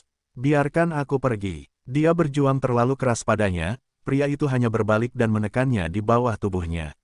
Air panas memercik ke tubuh kedua orang yang saling bertautan. Tindakan Qin Muzi sangat lambat, tapi sangat berat. Dia menjilat bahunya yang berminyak, mencium tulang selangkanya yang telanjang sampai ke bawah, meluas ke dadanya, diam di sana untuk waktu yang lama, berguling-guling, dan bergerak sedikit. Siatong tidak bisa bergerak karena tekanannya. Masih ada aliran air yang lambat di bawah tubuhnya. Dia tidak tahu kapan bajunya akan ditarik. Hampir tidak ada benang di sekujur tubuhnya, dan bahkan kesadaran otaknya pun tidak jelas. Meskipun demikian, dia masih mencoba yang terbaik untuk mendorongnya menjauh. Mengapa kamu marah hari ini? Dia tidak rela dimakan dan dibersihkan olehnya tanpa bertanya dengan jelas. Sudah waktunya bagimu untuk memikirkan hal lain. Dia mengatakan beberapa tidak senang, dengan lembut memegang tangannya, menyerahkan ke mulut, mencium setiap ujung jari, dan kemudian berulang kali menghisap. Embusan mati rasa dari ujung jarinya, seperti gelombang panas, membangkitkan hasratnya yang dalam. Pada saat itu, kelembutan meluap-luap, biarkan dia bergerak. Ternyata suami istri itu bertengkar di kepala ranjang dan di ujung ranjang. Setelah memberinya makan, ia tidak akan berbau busuk. Apakah semuanya mudah untuk didiskusikan? Memikirkan hal ini, Siatong berinisiatif mengulurkan tangannya dan menarik pakaiannya, tetapi dia tidak bisa membukanya. Dia sedang terburu-buru. Qin Mucai mencondongkan tubuh ke arahnya dan memperhatikan gerakannya dengan penuh minat. Tiba-tiba, dia meraih tangan kecilnya dan menyodokkannya ke bagian depan kemejanya yang terbuka. Sepotong kulit keras panas di bawah telapak tangan membuat otaknya terbujuk dan menjadi berantakan. Kali ini, dia menegaskan bahwa dia sengaja mencoba menggodanya. Dia mengangkat tubuhnya, dekat dengan dirinya, pada saat yang sensitif ini. Di koridor di luar pintu kamar mandi, langkah cepat Rong Ran terdengar, "Nyonya, ada telepon untuk Anda." "Di mana Anda?" Jantung Siatong dengan gugup berhenti sejenak, karena dia menemukan pintu kamar mandi hanya tertutup sedikit. Jika Ran tidak mengetahuinya, dia bergegas masuk. Jelas, Qin Mucai juga menyadarinya dan menghentikan tindakannya. Siatong terbatuk sebentar, mencoba menenangkan diri dan berkata, "Aku sedang mandi, tutup teleponku dulu, bilang aku akan kembali lagi nanti." Ran mendengar suara, "Oke." Setelah berlari sebentar, Siatong berlari ke bawah. Sedikit lega, dia tiba-tiba merasa tertekan dan berkata, "Sungguh tidak nyaman memiliki orang luar di rumah. Setelah kamu melahirkan anak itu, sebaiknya aku biarkan dia kembali ke Gunung Zuofeng." Siatong meliriknya, "Tuanmu, kamu tidak tahu apa-apa. Anak yang baru lahir lebih merepotkan daripada seorang pelayan. Mungkin ketika kamu di dalam, dia akan memberimu lolongan yang memilukan, dan kamu akan kehilangan minat." Dia mendorongnya menjauh, "Oke, saya akan menjawab telepon." Tapi dia tidak bergerak, berpura-pura nakal, "Belum selesai. Sama seperti kemarin, selesaikan sendiri." Panggilan teleponnya adalah Xia Wanlin, suaranya sedikit menyesal, tetapi juga beberapa tidak bisa menyembunyikan kegembiraannya. Siatong, maafkan aku sibuk sekali dan bingung di sore hari. Aku lupa bertemu denganmu, kalau dipikir-pikir, kamu sudah tidak ada lagi. Tidak apa-apa, pokoknya aku bosan di rumah. Lebih baik pergi ke kedai kopi dan menghabiskan waktu saja. Kamu jangan marah. Omong-omong, izinkan saya memberitahu Anda sebuah kabar baik. Hari ini, perusahaan tiba-tiba mendatangi saya dan mengatakan bahwa mereka tidak lagi mengejar pemutusan kontrak saya. Benarkah? Siatong tidak menyangka tindakan Gu Haoran akan secepat itu. Selamat. Xia Wanlin tertawa, saya kira saya akan bebas dalam 2 hari. Mari kita berkumpul kapan-kapan. Oke, telepon aku kalau begitu. Siatong menutup telepon, Qin Mucai baru saja keluar dari kamar mandi. Dia melemparkan handuk kering padanya dan berkata, ini, bantu aku menyeka. Baiklah, Siatong mengangguk, membuka selimutnya, duduk di belakangnya, dan menyekanya dengan hati-hati. Ruangan itu tiba-tiba menjadi sunyi senyap. Siatong dengan lembut menyeka noda air di rambutnya hingga kering, tindakannya sangat hati-hati. Dan dia tampak tenggelam dalam kelembutan ini, dengan mata sedikit tertutup, dan rambut giok hitamnya bersinar dalam cahaya. Tiba-tiba, dia memegang tangannya, menariknya dari leher ke depan tubuh dan menggenggamnya. Hari ini, kenapa pergi ke Gu Haoran? Dia bertanya dengan datar. Siatong sedikit kecewa, apa? Demi Xia Wanlin, kamu pergi ke Gu Haoran. Dia mengulangi. Kali ini Siatong akhirnya mengerti, kalian semua tahu. Dengan baik, mau tak mau aku merasa sedikit kering. Ibaratnya aku baru saja bertemu dengan kekasih lamaku secara diam-diam, namun aku justru ketahuan oleh suamiku. Bukan itu yang kamu pikirkan. Siatong tanpa sadar ingin menjelaskan. Dia menariknya ke depannya dan mengangkat alisnya untuk menunjukkan bahwa dia mendengarkan. Siatong nenek berkata, pada sore hari, saya punya janji untuk bertemu saudara perempuan saya di kafe sebelah Nes. Akibatnya, saudara perempuan saya tidak datang, tetapi kebetulan bertemu dengannya dan duduk mengobrol. Lalu, dia meliriknya secara diam-diam, dan suaranya menjadi semakin pelan, lalu aku melihat bahwa kamu tidak bermaksud membantu adikmu kemarin, jadi aku menyebutkannya kepadanya. Akibatnya, dia langsung setuju. Kepala Siatong hampir terkubur di tanah, inilah yang terjadi. Jika kamu tidak nyaman, tegur aku. Aku benar-benar menerimanya tanpa syarat. Dia memandangnya dengan hati-hati sejenak, lalu dia tertawa terbahak-bahak, itu saja.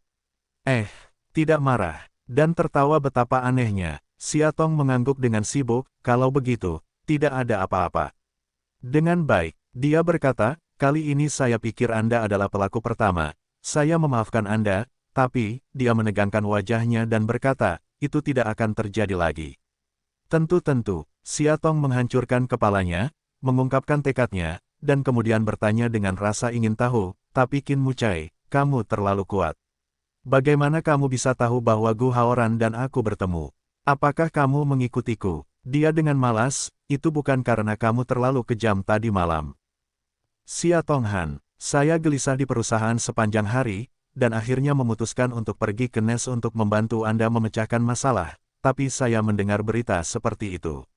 Saya salah. Siatong mengakui kesalahannya tepat pada waktunya. Dia benar-benar tidak menyangka Qin Mucai akan melupakan masa lalu dan memutuskan untuk membantu Xia Wanlin. Jika dia mengetahui hal itu, dia tidak akan pernah memohon pada Gu Haoran.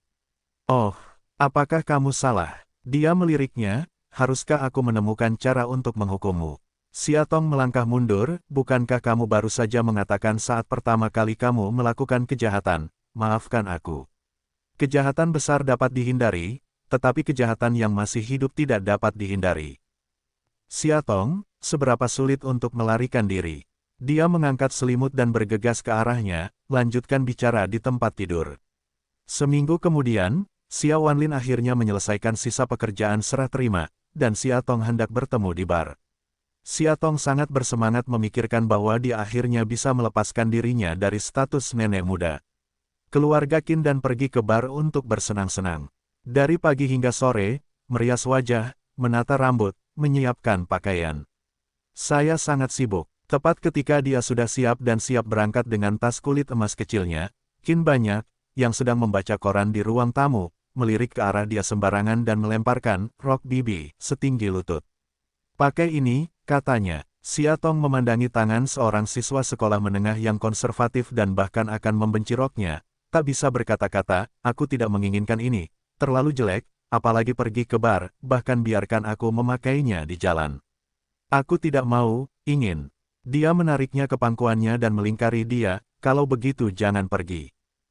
Ternyata tujuan sebenarnya dari Tuan Qin bukanlah membiarkannya pergi ke pertemuan ini.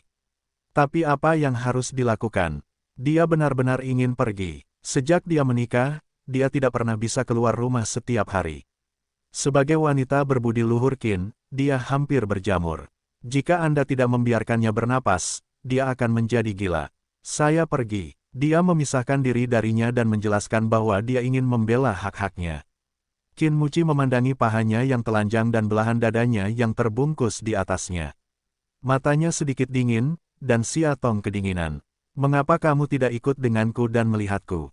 Xia Tong mencobanya. Faktanya, inilah tujuannya. Hari ini, Qi Xiangyuan dan Xiao Wanlin akan pergi, tetapi Nyonya Qin yang sudah menikah ingin pergi sendiri. Sungguh menyedihkan. Aku punya makalah yang harus dibaca malam ini. Dia menolak dengan sederhana. Kamu juga bisa melihatnya besok. Dia membuka wajahnya ke samping untuk menunjukkan ketidakpeduliannya. Setelah beberapa saat, jika kamu tidak mengganti pakaianmu, aku akan langsung melepasnya untukmu. Xia Tong, apa yang sedang kamu lakukan? Petik 2. Dia menjelaskan dengan malas, setelah lepas landas, langsung menggulung spray. 10 menit kemudian, Xia Tong keluar dengan gaun bibi lamanya. Tepat di dalam mobil setelah butik, dia tiba-tiba berkata kepada pengemudi, Xiao Chen, berhenti. Sopir itu berhenti dengan patuh. Xia Tong masuk ke toko dengan membawa sekantong barang. Beberapa menit kemudian, dia keluar dengan penampilan baru. Gaun itu langsung dikurangi dari 40 hingga 20 plus ibu kecil, dia tidak memiliki wajah yang tebal untuk menyebut dirinya seorang gadis. Baiklah, ayo pergi. Xiao Chen pulih dari keterkejutannya. Xia Tong berpikir sejenak, berpura-pura bermartabat dan berkata, baiklah, besok Tuan Muda bertanya, Anda harusnya tahu bagaimana menjawabnya. Saya tahu, Bu. Xiao Chen sangat hormat. Hati Xia Tong terkekeh, tapi wajahnya masih serius, baiklah. Benar saja, seorang anak bisa diajar. Dengan jatuhnya matahari, dunia malam baru saja dimulai. Pusat kota paling makmur di suatu kota telah lama menjadi sekolah merah putih, menyanyi dan menari. Cahaya terang menyelimuti seluruh jalan dalam suasana ambigu. Bar pesona malam, Xia Tong baru saja masuk, melihat seorang wanita berdiri dan melambai pada dirinya sendiri, itu adalah Xiao Wanlin. Dan di sisinya, berdiri seorang pria jangkung dan tegap, seharusnya sudah terlambat. Xia Tong berjalan mendekat dan Xiao Wanlin berkata, kamu ingin minum apa? Dengan senyuman di wajahnya, sepertinya dia sedang dalam suasana hati yang baik. Setelah memikirkannya, dia menepuk kepalanya dengan marah, lihat aku hampir lupa. Kamu hamil, kamu tidak bisa minum. Kemudian, pelayan memesan milkshake dan makanan ringan untuk Xia Tong. Aku sudah bertahun-tahun tidak bertemu denganmu, tapi Qi Xiangyuan tidak banyak berubah. Dia tampan dan anggun seperti ketika dia masih kecil. Hanya di antara alis tetapi sedikit lebih kalem dan berkelas pria. Pada awalnya, dia masih sedikit sesak, dan perlahan melepaskannya. Sambil minum, mereka membicarakan hal-hal memalukan di masa lalu. Dari waktu ke waktu, mereka tertawa terbahak-bahak. Terlihat bahwa Qi Xiangyuan menyayangi Xiao Wanlin. Seringkali, Xia Tong dan Xiao Wanlin yang mengobrol, saat dia mengantarkan buah-buahan dan minuman untuk mereka. Dan sepasang mata emas gelap itu, hanya ketika Anda melihatnya, akan seperti disuntikkan ke dalam percikan terang, berkelap-kelip segera. Xia Tong duduk di satu sisi, memandangi pasangan bahagia di depannya, dan berkata dalam hatinya bahwa dia tidak iri pada mereka. Itu sepenuhnya salah. Setelah lebih dari 10 tahun mengalami pasang surut, sungguh tidak mudah bagi mereka untuk mencapai kemajuan. Pada awalnya, dia adalah atasan rindu keluarga Xia, tetapi dia hanyalah seorang anak yatim piatu yang diadopsi oleh Tuan Xia, yang dibenci dan diusir. Belakangan, keluarga Xia hancur, dan banyak orang memilih untuk pergi. Dia satu-satunya yang tinggal dan menemaninya membersihkan kekacauan. Mungkin, cinta juga seperti nirwana Phoenix. Hanya setelah mengalami rasa terbakar yang paling menyakitkan barulah ia dapat terlahir kembali dengan cara yang paling indah dan tegas. Dan dia dan Qin sangat aku sekarang sedang jatuh cinta. Atau, setelah kelahiran kembali nirwana, apakah cinta teguh yang tidak dapat dikalahkan oleh siapapun atau apapun? Xiao Wanlin dan Qi Xiangyuan tidak tahu kapan mereka sudah melangkah ke lantai dansa. Xia Tong duduk di sudut, melihat pemandangan hiruk-pikuk di depannya, tiba-tiba bingung. Dia menundukkan kepalanya dan menggigit kuenya. Saat itu, suara keras tiba-tiba terdengar di telingaku, dan sekelompok besar orang masuk dari pintu. Karena voice action-nya yang terlalu besar, terlalu arogan, membuat Xia Tong pun tak bisa menahan diri untuk melihat ke masa lalu dengan rasa ingin tahu. Itu adalah sekelompok pria dan wanita, keduanya bertingkah mesra menuju kotak VIP. Kalau saja pria dan wanita biasa, Xia Tong tidak akan peduli. Namun yang menarik dari kelompok orang ini adalah mereka semua dipeluk oleh laki-laki dan perempuan. Pesta gay. Xia Tong segera memikirkan kata ini di benaknya. Tapi dia hanya penasaran. Bagaimanapun, dia tidak dekat dengan kehidupan mereka. Dia tidak perlu memberi perhatian lebih. Namun saat dia menundukkan kepalanya, ujung ekor matanya secara tidak sengaja melirik ke suatu sosok, yang membuatnya tiba-tiba berdiri. Qin Muli. Dia hanya, sepertinya telah melihat Qin Mulin, berdiri di depan kelompok, dengan tangannya di bahu anak laki-laki lain. Dia menundukkan kepalanya dan membisikkan sesuatu. Dia terlihat sangat intim. Xia Tong tidak percaya dengan apa yang dilihatnya. Dia segera berbalik, tapi dia hanya melihat orang terakhir dalam tim masuk ke dalam kotak, dan kemudian pintu ditutup dengan keras. Xia Tong berdiri di tempat yang sama, dan hatinya kacau. Dia tidak yakin apakah yang baru saja dia lihat adalah Qin Mulin atau bukan. Apakah hanya pria yang mirip Qin Mulin? Namun, tampaknya sikap posesifnya yang hampir mendominasi terhadap saudara laki-lakinya dan keengganannya terhadap saudara laki-lakinya semuanya menunjukkan hal itu. Jawabannya sudah dekat. Xia Tong mengambil tasnya dan memutuskan untuk tidak menunggu lebih lama lagi. Dia ingin mencari tahu. Musik yang memekakkan telinga langsung sampai ke gendang telinga. Xia Tong menutup telinganya, melewati pria dan wanita yang tak terhitung jumlahnya, dan akhirnya sampai di pintu kotak. Tapi tiba-tiba tidak tahu cara masuknya. Istirahat yang sulit. Tidak, semua orang di dalam cukup kuat untuk menjatuhkannya dengan mudah.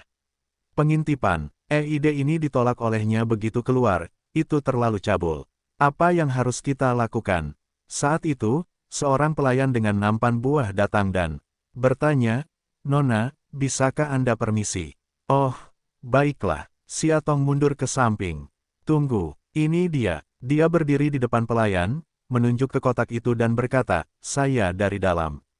Biarkan saya mengambilnya." Pelayan ragu-ragu sejenak. Melihat Xia Tong, dia sepertinya bukan pembohong.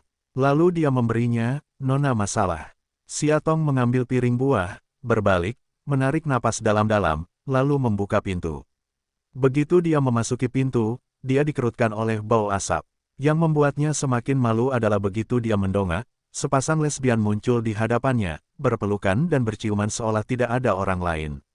Udara yang mewah sepertinya dipenuhi dengan ambivalensi yang mempesona. Pandangan Xia Tong menyapu, sofa dengan satu mata berada di tengah, menjerat dua orang. Mudah kembali padanya, kemeja putih sedikit berantakan, lihat saja bagian belakang untuk menunjukkan kekuatan dinamis dan keindahan. Dan tepat di bawahnya, pria lain melingkari lehernya. Terengah-engah, terlalu kaget, Xia Tong tanpa sadar mundur, tapi tanpa sengaja menabrak seseorang, tangan piring itu jatuh ke tanah. Bang! Kotak yang tadinya sibuk, langsung tenang. Dua orang di atas sofa pun menghentikan aksi di tangan mereka. Anak laki-laki itu berbalik dan diam-diam menatap Xia Tong, di seberang matanya. Matanya tiba-tiba menjadi dalam, Xia Tong hanya merasakan momen itu, seperti konfrontasi dengan hewan yang berbahaya, menyeramkan. "Itu Qin Muri, itu Qin Muri. Saya tidak tahu siapa yang berkata, siapa kamu? Kenapa aku belum pernah melihatmu sebelumnya?" Detik berikutnya, seorang pria bertubuh besar mendatanginya dan mendorongnya. Aku terlalu kaget, sehingga Xia Tong hanya bisa menatapnya di sofa, tak bisa berkata-kata. Melihat dia ditanyai, anak laki-laki itu hanya dengan malas mengangkat bibirnya dan sepertinya tidak ada niat untuk membuka mulutnya. Xia Tong menggigit bibirnya, berjalan ke sofa dan bertanya, "Qin Mu, apakah itu kamu? Kamu adalah Qin Mulin, bukan?" Xia Tong terus bertanya, "Dari mana asalmu? Apakah ocehan Rory membosankan?" Jika aku tidak keluar lagi, aku akan mencari orang lain untuk mengantarku keluar. Pria besar itu berkata dengan kesal. Ya, kata wanita lain, suasana hati yang baik telah hancur. Pada saat ini, pria yang baru saja terlibat dengan Qin Musuan juga duduk dan bertanya, Asuan, apakah kamu kenal wanita ini? Qin Mulei memandang Xia Tong dan berkata perlahan, saya tidak tahu. Xia Tong tertegun. Itulah yang kalah. Seorang wanita mendorong ke arah Xia Tong, kakak perempuan, jika kamu tidak keluar, jangan salahkan aku karena tidak sopan. Kekuatan wanita ini sungguh besar, Xia Tong adalah didorong mundur selangkah demi selangkah olehnya, mau tidak mau berkata dengan tergesa-gesa, Qin Mulin, kamu begitu rela merosot, mulai dari kakakmu, hingga ayahmu, hingga begitu banyak orang yang peduli padamu. Kamu bisa menjalani kehidupan yang baik dan memiliki masa depan yang cerah. Mengapa kamu ingin menjalani kehidupan yang begitu dekaden? Kamu sama sekali tidak menyukai laki-laki, kamu hanya membenci wanita. Xia Tong didorong ke pintu olehnya, memegang erat dinding pintu dan berkata, kamu hanya ingin menunjukkan pada saudaramu kamu hanya ingin dia memperhatikanmu, bukan? Akhirnya, dengan wajah dingin, dia berdiri dan berkata, diam. Xia Tong tidak menyadari bahwa dia tidak bisa melihat wajah yang ekstrim. Dia melanjutkan, tidakkah menurutmu ibumu meninggal lebih awal? Mengapa kamu terlihat seperti orang yang paling menyedihkan di dunia? Aku belum pernah melihat ibuku sejak aku lahir. Bukankah aku harus sengsara untuk bunuh diri? Dia sangat marah sehingga dia melangkah ke arahnya dan mendorongnya ke dada. Xia Tong, diam. Xia Tong hampir tidak bisa menahan dinding pintu, dapat terus berdiri, dan pada saat dia mendorong hampir penuh, tubuhnya tidak dapat menahan diri untuk terjatuh ke belakang. Bang! Rasa sakit yang spasmodik melanda, Xia Tong menutupi perutnya, kerutan yang menyakitkan, sakit. Qin Mulin berdiri di depannya, wajahnya sedikit berubah, dan dia sepertinya mengerti. Tepat di depan semua ini terjadi terlalu tiba-tiba, membuatnya tertegun kaku di tempat, tidak tahu bagaimana harus bereaksi. Tong Tong, Xia Wanlin, yang dengan cemas mencarinya di ruang bar, memperhatikan bahwa Xia Tong, yang didorong ke tanah tidak jauh dari sana, tiba-tiba terlihat kaget dan berlari membantunya sambil berteriak pada Qin Mulin, apa yang telah kamu lakukan padanya? Mata Qin Mulin memancarkan sedikit ketakutan, dan tanpa sadar melangkah mundur. Melihat ini, Xia Wanlin menjadi cemas, kemarilah segera, bawa dia ke rumah sakit, dia masih mengandung anak saudara laki-lakimu di dalam perutnya. Qin Mulin baru saja menyadari bahwa dia canggung dan ingin mengambil Xia Tong dari tangan Xia Wanlin. Tapi dia belum bertemu dengannya, tapi dia dilarikan keluar dari belakang dan mengambil langkah ke depan. Qi Xiangyuan menjemput Xia Tong, tidak berkata apa-apa, dan melaju menuju pintu. Di rumah sakit, mendengar berita tersebut, Qin Mucai menarik seorang perawat dan bertanya, bagaimana kabar wanita hamil yang dipulangkan pada malam hari? Perawat itu ketakutan dengan ekspresi wajahnya dan berkata, aku tidak tahu, aku. Qin Mucai mengusirnya dan menyapu mata hitamnya. Dia memperhatikan sosok yang dikenalnya tidak jauh dari sana, Xia Wanlin. Dia melangkah maju, memutar lengannya dari belakang dan memarahi, apa yang kamu lakukan pada Xia Tong? Siang hari masih bagus, kenapa malam hari masuk rumah sakit? Xia Wanlin, bukankah Manru cukup sebelumnya? Sekarang kamu tidak, bahkan tidak melepaskan adikmu sendiri. Mina terdiam dengan mulut terbuka. Qi Xiangyuan baru saja keluar dari bangsal dan melihat pemandangan ini. Dia berjalan ke arah Xia Wanlin, menghentikannya dan mencibir, Tuan Qin, saya menyarankan Anda untuk kembali dan bertanya pada adik laki-laki Anda terlebih dahulu. Jika bukan karena kita malam ini, saya khawatir bayi Nona Xia Tong akan lahir, sudah lama sekali. Qin Mucai sedikit terkejut, adik Qin Mulin. Apa hubungannya ini dengan dia?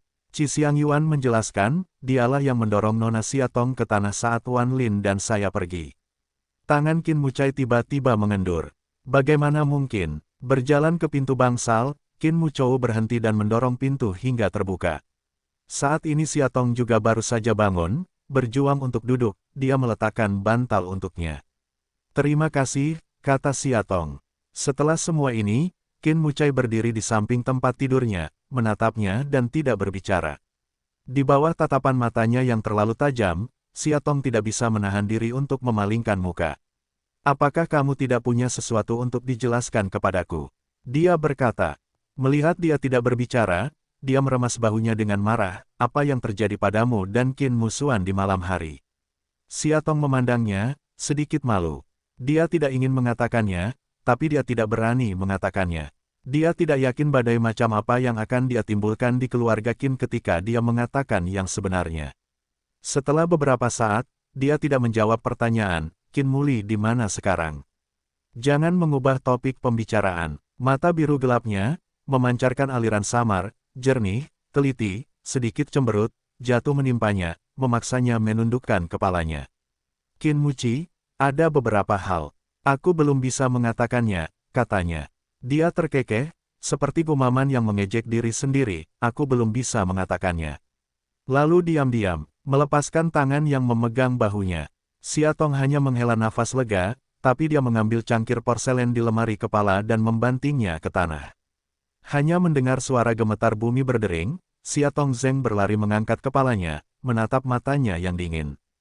Kamu, dia membuka mulutnya. Siatong, terakhir kali kamu pergi ke Gu Haoran tanpa memberitahuku, kamu tidak mau memberitahuku. Hari ini, kamu didorong oleh Qinmu di bar dan hampir mengalami keguguran. Kamu masih tidak mau memberitahu aku. Dia mencemoohnya, menurutmu apa tentangku? Atau apakah Qin banyak? Aku benar-benar gagal, biarkan kamu bahkan sedikit kepercayaan juga meremehkan untuk memberiku. Petik 2, Siatong bingung. Dia duduk dari tempat tidur dan meraih ujung mantelnya, Muci, maksudku bukan itu. Karena terlalu bingung, dia bahkan lupa ada setetes air yang tergantung di punggungnya. Dia terpaksa mencabut jarumnya, dan kulitnya berdarah. Siatong kesakitan karena, Qin Muci juga melihatnya, alisnya sedikit berkerut. Duduk di samping tempat tidurnya, tangannya kaku, kepala tertunduk dengan mulut menyedot lukanya. Bau samar menyebar perlahan. Siatong melihat wajah tampannya dari dekat, tiba-tiba muncul sebuah dorongan. Dia meraihnya, memegang lehernya, menekan dirinya ke arahnya dan memeluknya erat-erat. Qin Mucai kaku. Ini adalah pertama kalinya dia mengambil inisiatif untuk menggendongnya. Maafkan aku. Siatong menutup matanya dan membenamkan wajahnya di lehernya, aku tidak bermaksud menyembunyikannya darimu. Tapi kali ini, tolong maafkan aku. Aku berjanji itu di masa depan, ketika waktunya tepat, aku akan memberitahumu semuanya dan tidak pernah menyembunyikannya. Tangannya yang kaku dan kaku memeluknya, baru saja, aku minta maaf. Dia ragu-ragu sejenak dan berkata, aku tidak benar-benar ingin untuk marah padamu, aku hanya benci kalau kamu tidak tahu bagaimana menghargai dirimu sendiri. Selalu membiarkan diri sendiri lagi dan lagi jatuh ke posisi sulit, terluka. Petik 2. Tahukah kamu membuatku merasa frustasi sebagai seorang suami, mengerti? Saya mengerti. Siatong merasa tercekat dan ingin menangis. Dia bernafas dan berusaha menahan, namun dia masih tidak bisa mengendalikan cairan di matanya dan terjatuh tak terkendali. Dia tidak tahu apa yang dia tangisi, tapi tiba-tiba dia merasa sangat terharu, sangat terharu. Bayangkan dunia ini, ada orang seperti itu, sepanjang waktu memikirkan dirinya sendiri, mengkhawatirkan dirinya sendiri, dia tergerak hingga ingin menangis. Sadar akan bahunya yang basah, dia mendorongnya menjauh dan tertawa, mengapa kamu menangis lagi? Bukankah aku sudah memarahimu? Tidak mungkin. Siatong cemberut, kamu baru saja memarahiku dengan sangat keras. Wajahnya masih datar, ingin membujuknya, tapi Kikuk tidak tahu harus berkata apa. Sadar akan rasa malunya, Siatong Nuzui berkata, ulurkan tanganmu. Dia merentangkan telapak tangan kanannya di depannya sesuai dengan kata-katanya, Siatong menamparnya dengan keras, meneteskan air mata dan tertawa, yah, itu genap. Siatong memulihkan diri di rumah sakit selama beberapa hari. Akhirnya, dia terpaksa meninggalkan rumah sakit setelah dokter menyuruhnya untuk berhati-hati agar tidak keluar dari rumah sakit lagi. Dan Qin Mubi juga menghilang dari bar malam itu. Tidak ada yang tahu kemana dia pergi. Qin Mucai tampak sangat tenang dengan hilangnya kakaknya. Dia bekerja seperti biasa, menonton TV dan makan malam bersamanya. Dari waktu ke waktu, sebuah keluarga beranggotakan 3 orang pergi berbelanja, tetapi mereka tidak pernah menyebut Qinmu.